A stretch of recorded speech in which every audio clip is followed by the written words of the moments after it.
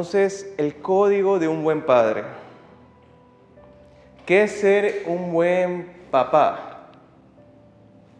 Cuando se menciona la palabra padre, recordamos cómo fue nuestro papá, ¿no? Cómo nos cuidó, cómo nos crió, qué cosas nos enseñó.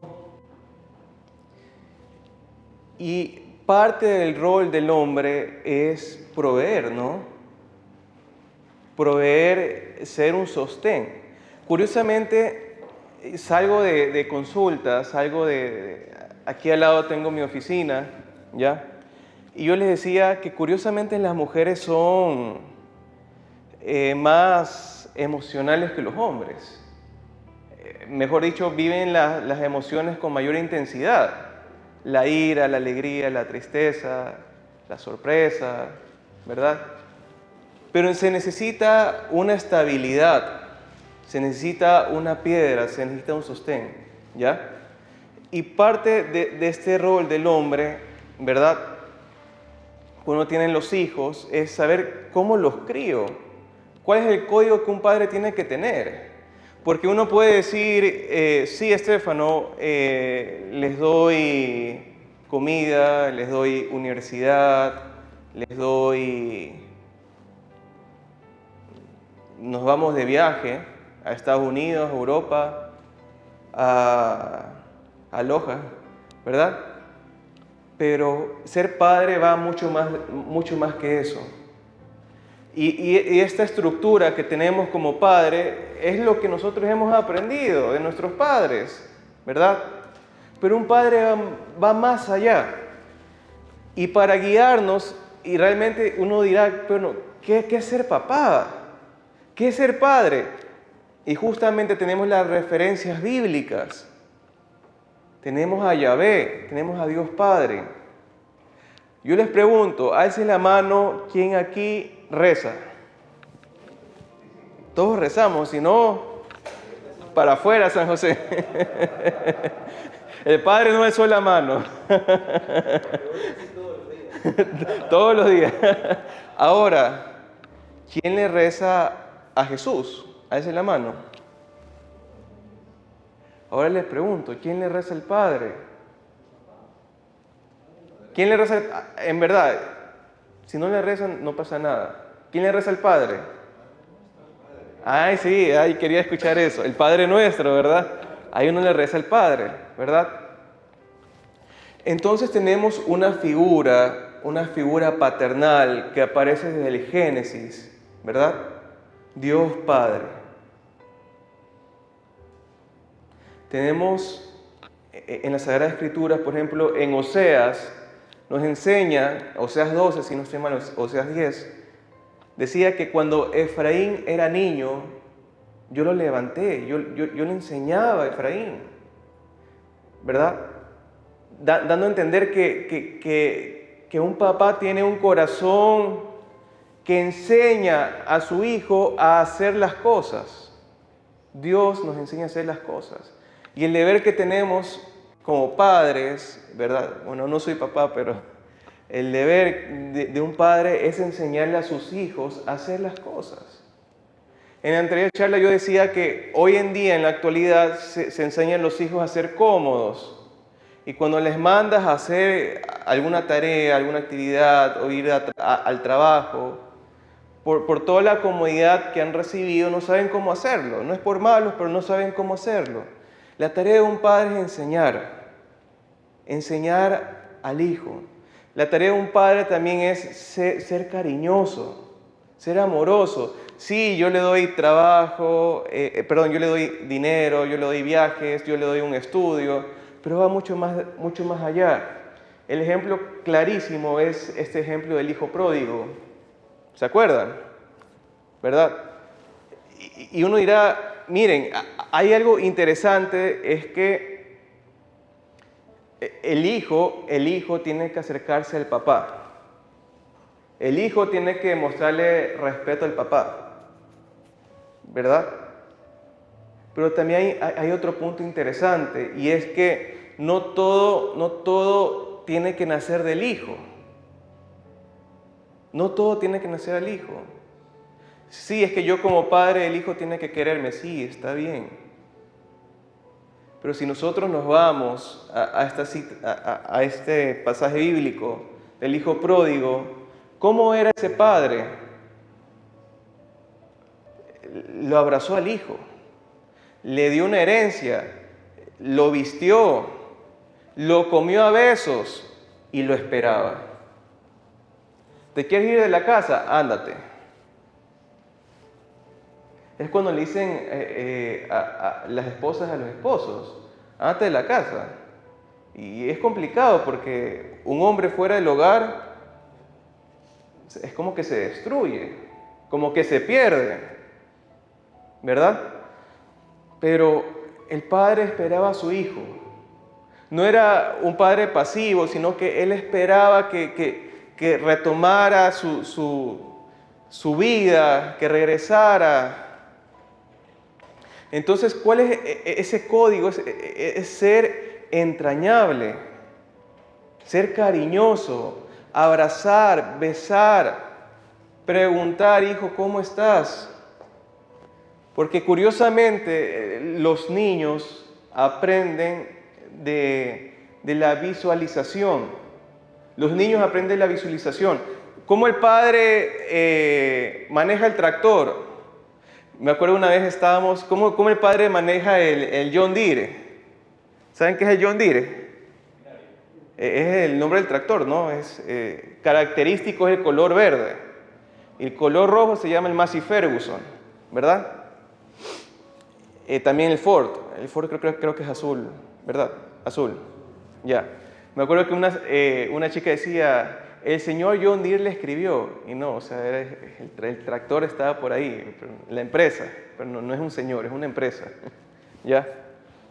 Entonces, realmente está bien que esperemos que los hijos nos den cariño, pero también está bien que tú te encargues de la afectividad de tu niño, porque el niño necesita ser afirmado, necesita ser validado. Oye, y no solamente el niño, si tú le dirías a la persona que está al lado, tú eres especial, esas palabras llegan, esas palabras tocan, tú eres especial, tú puedes, que tú eres inteligente, lo estás haciendo bien.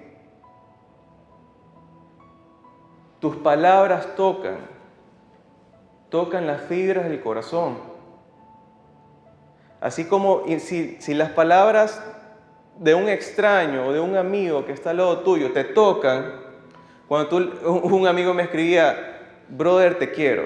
Me puso así, yo le dije, brother, yo también te quiero. Casémonos. No, es broma. Es broma.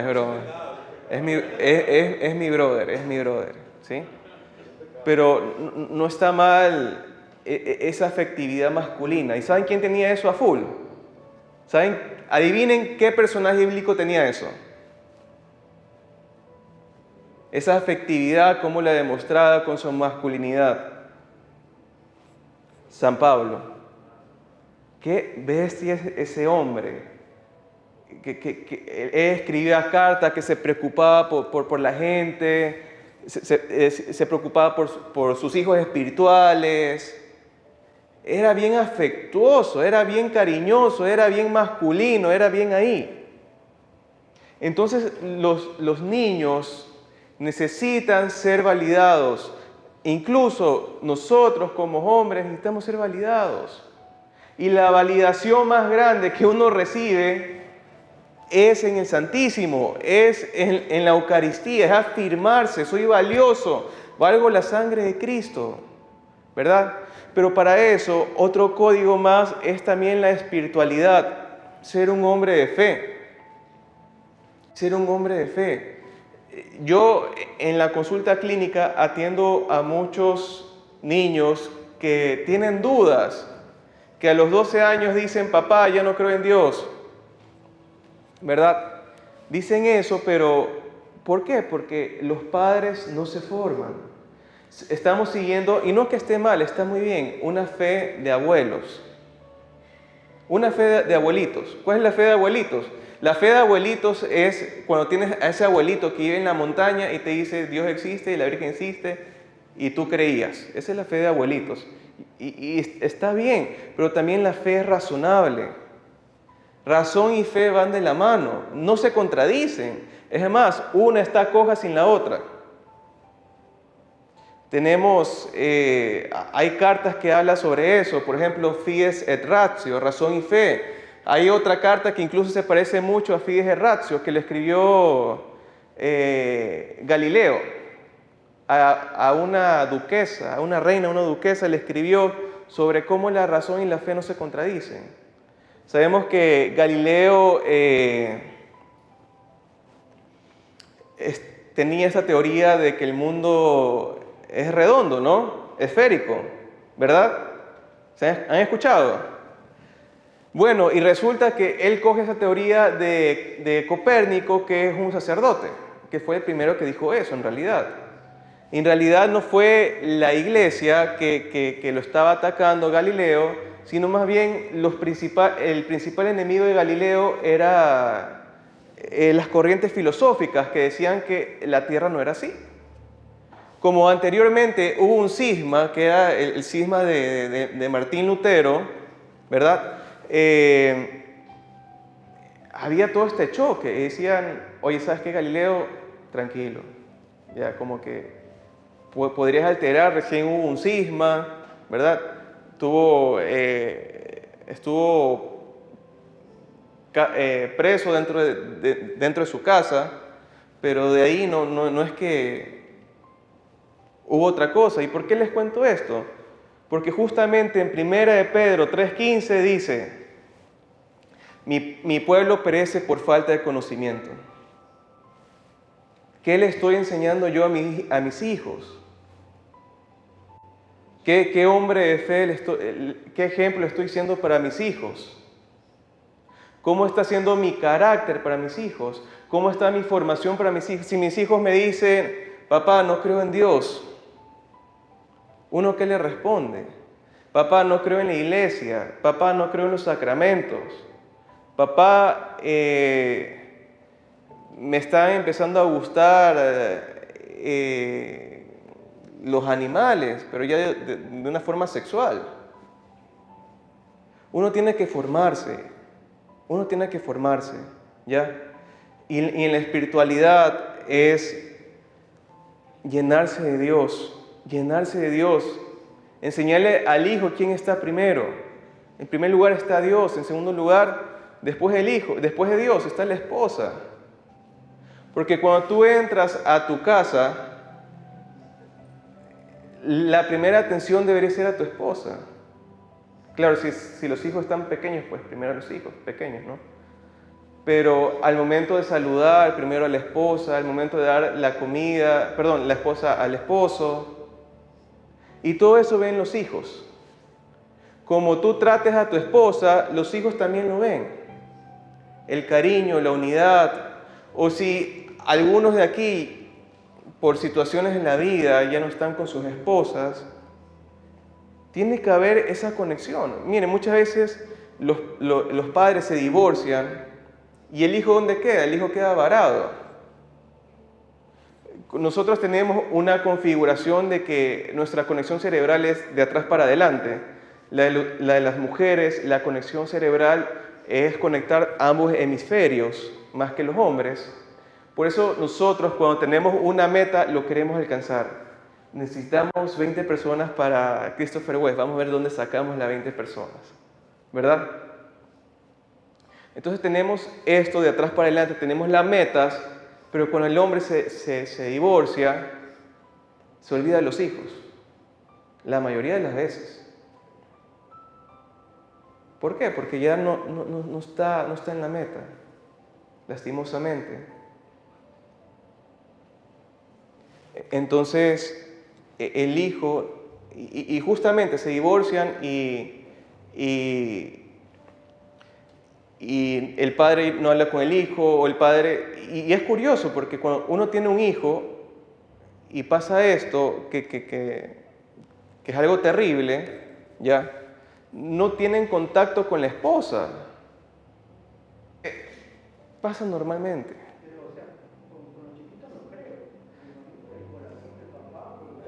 sí, o sea, hay padres que sí, pero también hay muchos padres que no, ¿ya? Hay muchos padres que no.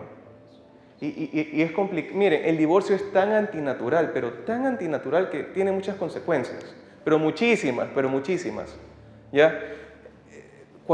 Si pasa eso, lo más lógico sería que entre el hombre y la mujer se escriban por el hijo.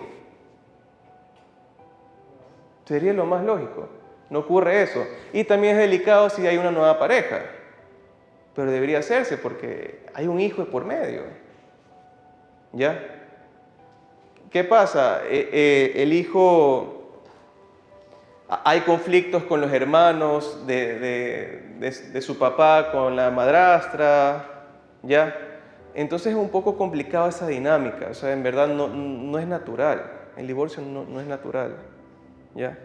Pero bueno, el punto es que los niños ven toda esa relación, los niños perciben, los niños ven todas esas cosas, ¿ya?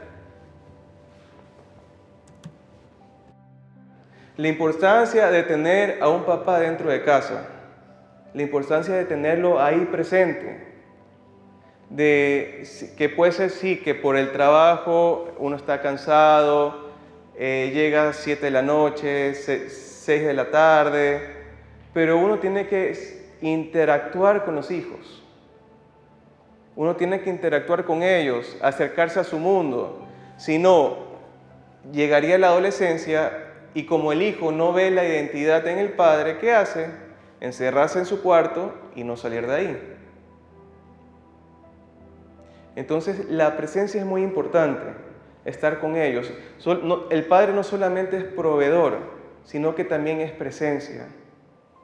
También es presencia. Miren qué curioso, en el Antiguo Testamento, cuando Israel sale de Egipto,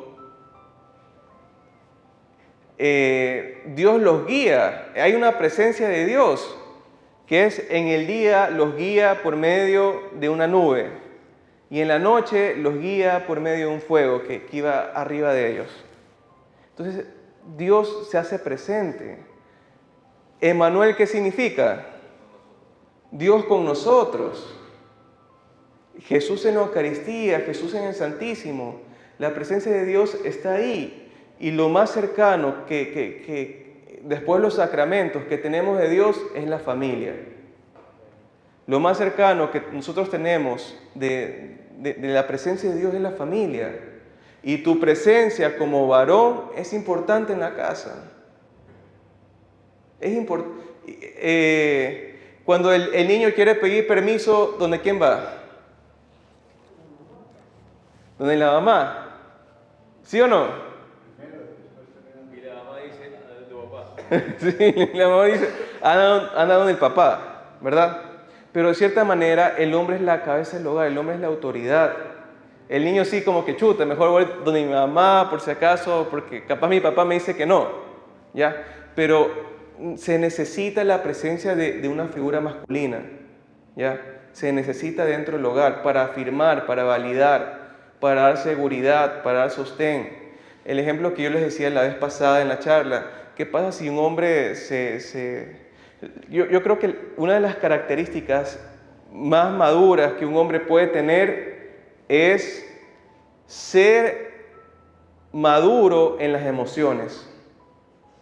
Ser maduro con las emociones que él vive, en la tristeza, en la ira, que cada vez que escucho algo que no me gusta de mi esposa, exploto. Implosiono, no que exploto, implosiono. ¿Ya?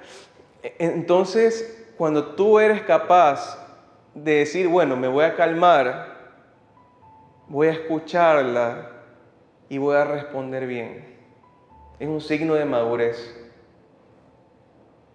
Es un signo también de inteligencia emocional.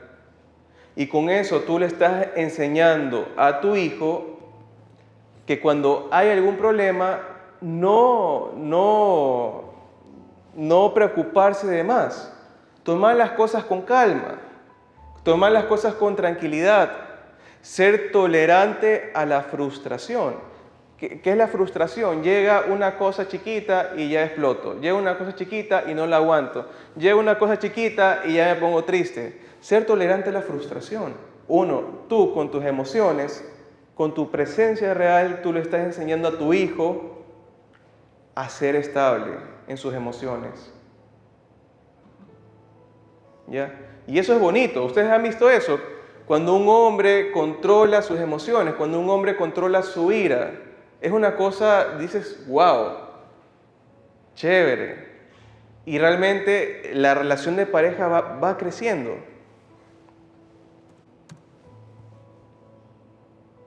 Ejemplo antes que palabras. Ejemplo antes que palabra. Si yo quiero que mis hijos pidan perdón, yo debo pedir perdón primero, con tu ejemplo. Los hijos ven todo en la casa. Si quieren que mis hijos respeten a otros, debo mostrar cómo se respeta.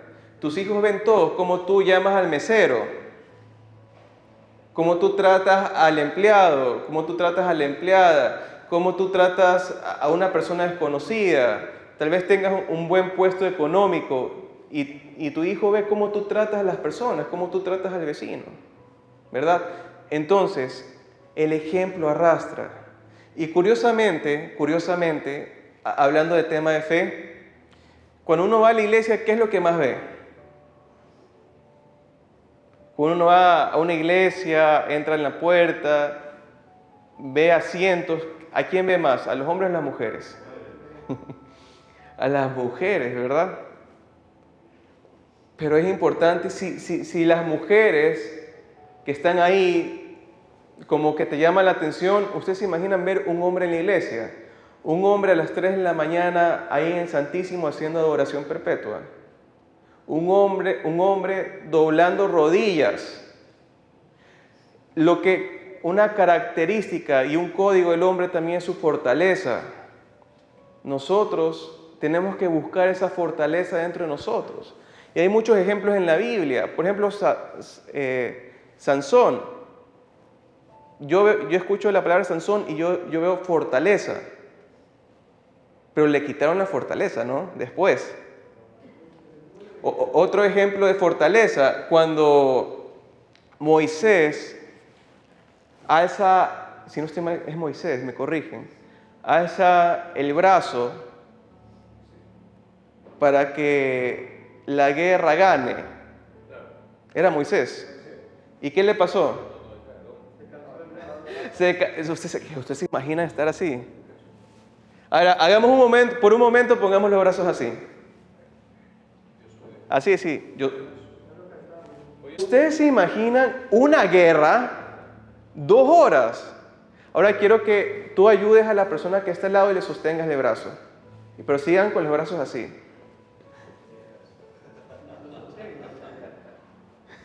Nos enseña esa fortaleza. En la Virgen María nos enseña esa fortaleza de ver a su hijo crucificado, ¿verdad? Que aunque pasen muchas cosas, mi hijo se está perdiendo, mi hijo está entrando en vicios, fortaleza. Porque si tú te desesperas, ¿quién se va a desesperar más? Tu esposa. Si tú te desesperas, tu esposa se va a desesperar más. Si tú no sabes qué hacer, peor ella. Justamente hace un tiempo atrás estaba atendiendo a una chica, ¿ya? Y estaba hablando también con su hijo, también con el papá. Y la señora estaba muy preocupada. Y el esposo estaba muy tranquilo. ¿Usted se imagina qué hubiese pasado si el esposo se ponía como ella? Es como que chuta, un caos, ¿ya? Incluso es bonito porque incluso esto de la fortaleza está escrito en la música. No sé si ustedes han escuchado de Santa Hildegarda. ¿No han escuchado? Es una santa que daba consejería así a un papa y me imagino que a religiosos también. Y escribió ella escribía armonías en los ángeles, los ángeles o santos le dictaban unas armonías, ella les escribía, también hizo unos libros de medicina natural interesantes, ¿ya? Y justamente ella decía que las notas graves es lo que sostiene todo esto de la música, las notas graves. Y en música moderna pasa lo mismo con el instrumento del bajo. ¿Quién escucha el bajo en una canción? ¿Quién escucha? Yo quiero que sean muy sinceros. ¿Quién escucha el bajo? Pero es bajísimo. ¿Quién escucha aquí la guitarra? Es una de las cosas que más suena. Y la voz yo creo que todos, a menos que alguien sea, no sé. Bueno, pero el bajo casi no se escucha. Pero ¿qué pasa si tú le quitas el bajo a una canción? Es como que, ¡blum!, como que se cae. Pierde el fondo. Y Santi Hildegarda decía esto de que las notas graves es lo que sostiene. El hombre también es pilar, es lo que sostiene el hogar. ¿Ya? Todo tiene una lógica. Si uno estudia medicina, tiene una lógica. A mí me estaba enseñando un profesor de piano, el que tocaba antes en La Redonda, ¿no? Que cantaba increíble, ¿no? Él me decía, por ejemplo, de que si tú tocas así es un triángulo, si tú tocas de otra manera es un cuadrado. Y yo decía, chuta, es que todo tiene lógica. Es como que todo tiene su razón de ser. Es como que esto que vivimos no es el azar. ¿Ustedes creen en el azar? Es como que tiremos 100.000 dados, tiremos, ¡boom!, se creó la tierra. Se crearon las plantas, se crearon los animalitos, se crearon las personas, los monos. En realidad no existe el azar. Todas sus cosas tienen su razón de ser y tú como hombre tienes tu razón de ser dentro del hogar. Tercer pilar. Dirección y firmeza. Marca límites con amor, es congruente el padre, sostiene al hijo sin quebrarlo, corrige sin humillar. Un límite claro es un acto de amor. Tenemos que hablar con los hijos, tenemos que decirle, hijo, esto no está bien, o hijo, lo estás haciendo muy bien. Pero hay que hablar. A veces somos padres mudos. Vemos que nuestro hijo tiene un mal noviazgo y no le decimos nada. Vemos que nuestro hijo le levanta la voz a su esposa y como decimos que ella es grande. No, Dios Padre siempre va a ser nuestro Padre, por más grandes que seamos. Imagínense Jesucristo. Jesucristo, Él ve a Yahvé como su papá. Es su Padre Celestial. Y es Dios. Son tres personas, un solo Dios. Es el misterio de la Trinidad. Entonces miren qué bonito es esto, meditar cuáles son esos códigos. Y esos códigos esas enseñanzas también están en la Biblia. Jesús no solamente vino a sacarnos del pecado. Jesús lo que hizo también fue restablecer ese vínculo que se había cortado con el Padre. Ese vínculo que se había cortado con el pecado de los primeros padres. ¿Ya? Siguiente pilar. La mirada del futuro. Un buen padre piensa 10 años más adelante, 20 años más adelante. Se visiona, le enseña a su hijo a ser visionario, le enseña a su hijo, hijo, no pienses solamente en el corto plazo, también piensa en el largo plazo. Le enseña la economía, le enseña, hijo, bueno, aquí tienes $1,000, ¿qué puedes hacer con eso? Quiero que tú me enseñes qué puedes hacer con los $1,000, cómo tú los puedes hacer crecer. Tienes $500, bueno, ¿cómo lo haces crecer? Tengo una empresa que recién se acaba de fundar. bueno, hijo, tienes en consideración esto, eso, a ver, sentémonos un ratito, te invito a unas cervezas, tomemos unas cervezas, sentémonos en la mesa a conversar con las cervezas. Y la chimenea atrás, no es broma. y ponerse a conversar estas cosas que son importantes. Yo les hago una pregunta, ¿en el colegio te van a enseñar de economía? ¿Te van a enseñar? No. En la universidad te van a enseñar cómo hacer una empresa. Si tú estudias psicología, cualquier cosa menos administración de empresas, ¿te van a enseñar? No, no te van a enseñar. ¿Te van a enseñar a manejar tus finanzas? No, no te van a enseñar. Quien te va a enseñar eso va a ser, ojalá fuera el papá, el que tiene la experiencia. Hijo, así es como se hacen las cosas. Y Dios, Jesús, es muy claro en la parábola de los talentos. ¿Verdad? Que empiezan, el Señor le da talentos, unos talentos creo que son 4 personas o 5 varones. 3, ya. Entonces, el primero le presenta que logró sacar el 100%, más del 100%. El otro también dice que sí, logré sacar esto. El otro, ¿qué dice? Me dio miedo, lo puse en la tierrita, ¿verdad?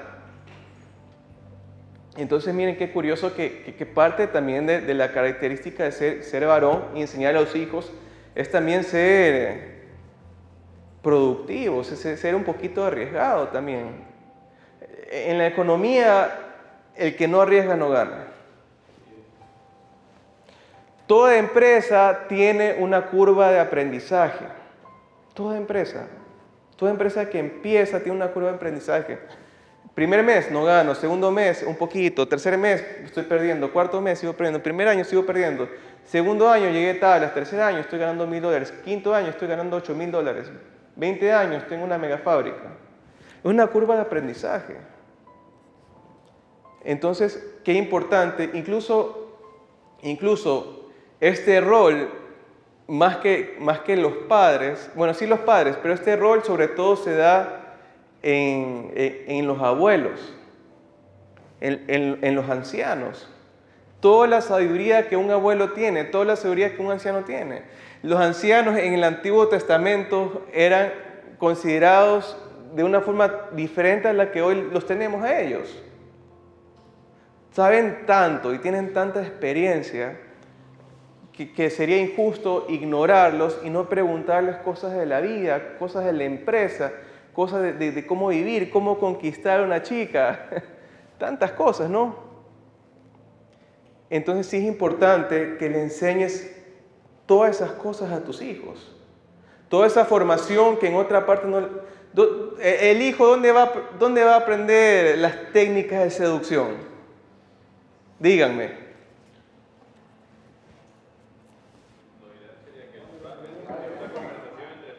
Claro, lo ideal sería que el padre le enseñe a su hijo. O también como el padre trata a su esposa. Como el padre también trata a su esposa. Sí. Hijo, ¿te gusta alguien? Convérsale. Anda de frente, sé seguro. Dile, oye, ¿sabes qué? Me pareces bonita, me pareces guapa, me pareces increíble. Quisiera invitarte a una cita. ¿Se ha lanzado? De una, ya. Miren, oigan, es que es impresionante que cuando el padre no está, el hijo es un mendigo de amor. Es que en verdad, cuando el padre no es afectivo con su hijo, cuando el padre no lo valida, cuando el padre no lo afirma, tú eres valioso, tú eres mi hijo, yo quiero lo mejor para ti, tú puedes, tú eres valioso. Cuando el padre no hace esas cosas, el hijo es un mendigo de amor después en la adolescencia, donde va detrás de peladitas, ya de las niñas, de las chicas, ya, y se desvive y le da todo su corazón y le empieza a decir el primer mes que te amo, que me voy a casar contigo, que nunca me voy a separar, que terminan y está un año llorando ahí, ya. Pero si uno aprende primero uno mismo a sanar esa afectividad, tú le vas a enseñar a tus hijos a sanar la suya. Porque cuando tú le dices a tu hija, tú eres una princesa, tú eres mi princesa. Tú le estás afirmando. ¿Y qué quiere la niña cuando un hombre le pretenda? Yo quiero un hombre como mi papá.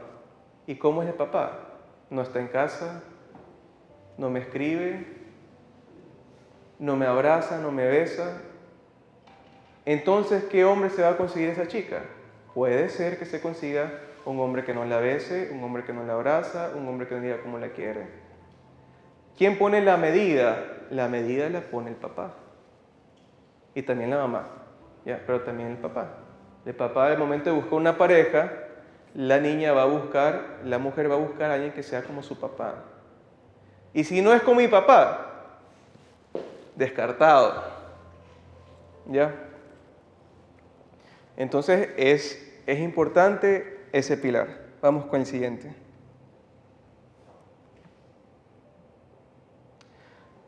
Sexto pilar del código, su propia transformación. Este es el pilar más masculino de todos. Sanar las heridas.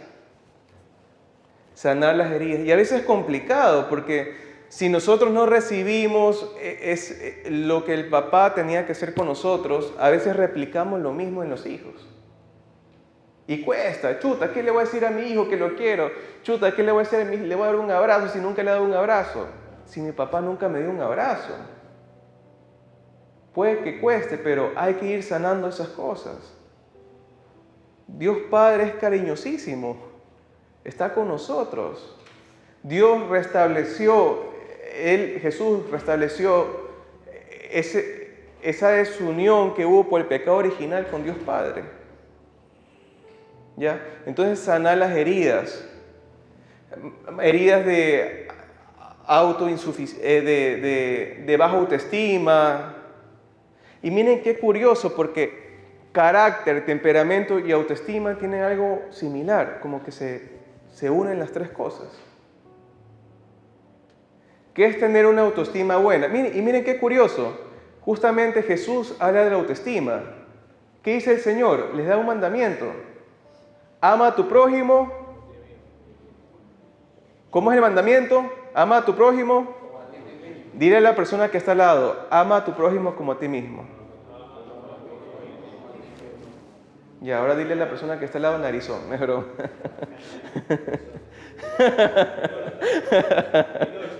Pinocho. Y bueno, ama al prójimo como a ti mismo. Eso se llama autoestima. Pero te hago una pregunta. ¿Cómo te amas? ¿Cómo te quieres?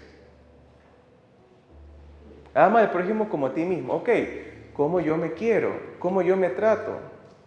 Yo le decía a una persona que estaba atendiendo, yo le decía a esta persona, le decía, si tú quieres que las demás personas te quieran, tú primero tienes que quererte. Si tú quieres que las demás personas te respeten, tú primero tienes que respetarte tú mismo. ¿Qué es respetarse uno mismo? Dormir temprano, levantarse en buena hora, comer, ya, la higiene personal, ya, disciplina, ya. Entonces, ama al prójimo como a ti mismo. Ok. Después el Señor eleva la vara. ¿Y qué dice después? Hasta yo me olvidé en este momento. ¿Qué dice después? Amen. No. Primero es, ama al prójimo como a ti mismo. Eso dice Jesús en la Biblia. Después dice, como yo los he amado. Nos elevó para arriba, que somos hijos de Dios. Somos hijos de Dios. El amor está inscrito en nuestro ADN. Si tú no amas y no te dejas amar, no vamos a crecer. Tenemos que aprender a dejarnos amar. Tenemos que aprender a amar a la persona. No todos los hijos son iguales. No ninguno es igual, todos son diferentes. ¿Ya? Entonces, lo primero es sanar sus heridas. Trabajar en el carácter. Miren, esto era curioso, el carácter, el temperamento, la autoestima. El temperamento es algo que no cambia. ¿Ya? Se puede regular por la neuroplasticidad, pero no es algo que cambia. Ya es algo de la genética y de otras cosas más. Y lo que es el carácter, eso sí puede cambiar. ¿Ya? Entonces, miren que tener una autoestima sana, tener ese temperamento de ser tal vez iracundo, de saberlo regular, de saberlo bajar, ese carácter fuerte que nosotros podamos tener. Y el temperamento, eso está. Tu hijo tal vez vaya a cambiar algunas cositas, pero para eso tenemos que ser buenos pedagogos. Saber cómo tratar al hijo. Como cada hijo es diferente, cada hijo tengo que tratarlo de manera particular. A todos los quiero por igual, pero de manera particular. Imagínense esto del temperamento, del carácter. A mí me pasó que no me había visto con mi amigo de la infancia. ¿Qué será? Por 15 años. Sí, por 15 años, mi mejor amigo y amigo de la infancia. Él se fue a Estados Unidos, yo me quedé aquí en Ecuador, no conversábamos más por cosas de la vida, no sé. Dejamos la comunicación 15 años. Me entero que él regresa a Ecuador y yo le digo, oye, quisiera conversar contigo, tengo un negocio, me gustaría conversar contigo. Me reúno con él después de 15 años. ¿Ustedes creen que él había cambiado? Es que yo me quedé como tonto. Dije, han pasado 15 años y este pelado sigue igual. Sí, ha cambiado cositas chiquitas, pero la esencia de esa persona está ahí. Yo me quedé, wow. ¿Y saben qué curioso? ¿Qué es lo curioso? ¿Han escuchado esa cita que dice, quien ha encontrado un amigo ha encontrado un tesoro? En Proverbios. ¿Ya? Es que cuando Dios te da un amigo, es como que tú haces clic. Por más que pasen los años, sigues haciendo clic. Yo me quedé y ahorita seguimos, ya somos panísimas otra vez. Me pasó ahorita recién, hace 3 meses, mi amigo del colegio, que salía con él al recreo, me cambié de colegio y dejé de hablar con él, por bobo. Me reúno otra vez hace 3 meses y yo digo, pero es que este man no ha cambiado nada. Hay cositas que pueden cambiar, pero imagínense, el temperamento está ahí, el temperamento es lo que no cambia. Ya, la esencia de la persona sí, puede cambiar ciertos comportamientos, ciertas cosas, o al menos que se haga malo, no sé. Pero bueno, miren, eso está ahí, eso está ahí. Si tu hijo no encuentra la paternidad en ti, la va a buscar en otras partes. Es así. Es lo que pasaba, por ejemplo, con Pablo Escobar. Que mucha gente lo miraba a él como un héroe. Y lo sigue mirando a él como un héroe. Si tú preguntas a una persona de Medellín, de un pueblo por donde él estaba, lo consideraban. ¿Por qué? Porque era un papá. Mal papá, sí. Pero él ejercía de cierta manera una paternidad. Él ejercía una paternidad. ¿Pero a costa de qué? Ya, de asesinar, de matar, de muchas cosas, ¿no? Pero entonces, eso es lo que yo les digo, y muchos jóvenes lo siguieron a él, muchos jóvenes se unen a la pandilla, a los lobos, a los choneros, y tú vas, y la pandilla, ¿cómo se tratan entre ellos? Tal vez como hermanos. El líder, ¿cómo los trata? Tal vez como un papá. Por eso les digo, si sus hijos no encuentran la paternidad en ustedes, lo va a buscar en otras partes.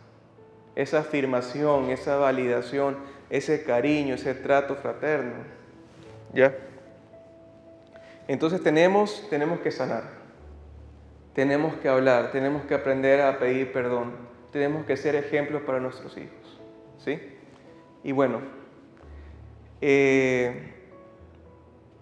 para terminar, les quería leer esto.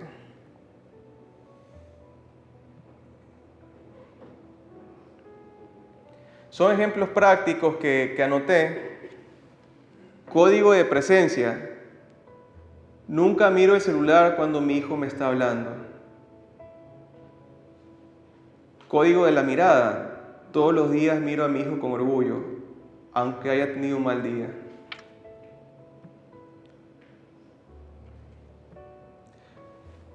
Código del respeto a la madre. Jamás hablo mal de su mamá frente a él, nunca. Código del ejemplo. Sé pedir perdón para que mis hijos aprendan a hacerlo sin vergüenza. Código de la hombría espiritual. Bendigo a mis hijos antes de dormir, aunque sea con una frase sencilla: Dios te cuide. Lo importante es que los hijos sientan que cuando están con ustedes, están en un lugar seguro. Cuando tú vas a un lugar, cuando tú vas con una...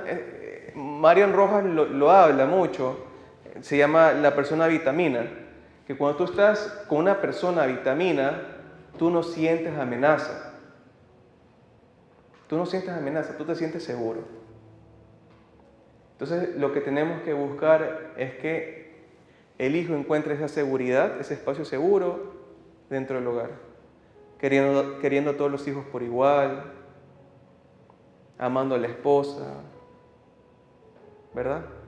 Claro que hay situaciones en la vida, muchas situaciones complicadas, por eso es importante estar arraigado a la fe y consultar, por ejemplo, a un sacerdote, consultar con un director espiritual ante muchas cosas que puedan haber. Pero bueno, para terminar, les quiero dar las gracias